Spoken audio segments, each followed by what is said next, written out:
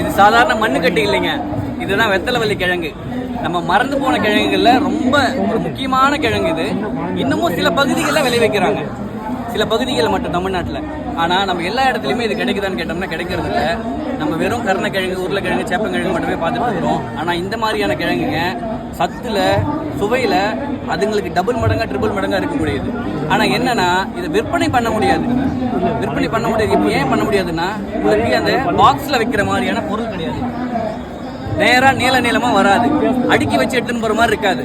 வித்தியாசமான ஷேப்பில் இருக்கும், வித்தியாசமான தோண்டி எடுக்கிறது கஷ்டமாக இருக்கும். அதனாலேயே இது மார்க்கெட்டிங் பெருசாக வராமல் போச்சு. கொஞ்சம் கொஞ்சமாக அழிஞ்சிட்டு போகிற ரகங்களில் இந்த வெத்தலைவள்ளி கிழங்குகளும் ஒன்று. ஆனால் இன்றைக்கும் கிராமப்புறத்தில் ஒருத்தர் வீட்லேயும் சின்ன சின்ன கிழங்கு எதனா போட்டு வச்சு நோண்டி பொங்கலுக்கு அறுவடை செஞ்சு இதை சமைக்கிறாங்க.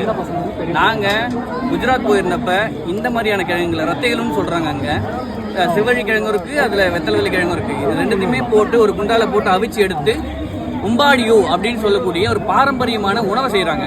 அந்த மாதிரியான பாரம்பரிய உணவு நம்ம தமிழகத்தில் நிறைய இருந்துச்சு. இந்த கிழங்குல சுட்டு செய்கிறது, இன்றைக்கும் இந்த ஈவெண்ட்டில் சுட்டு செய்கிறதுக்கான ஒரு நிகழ்ச்சி இருக்குது.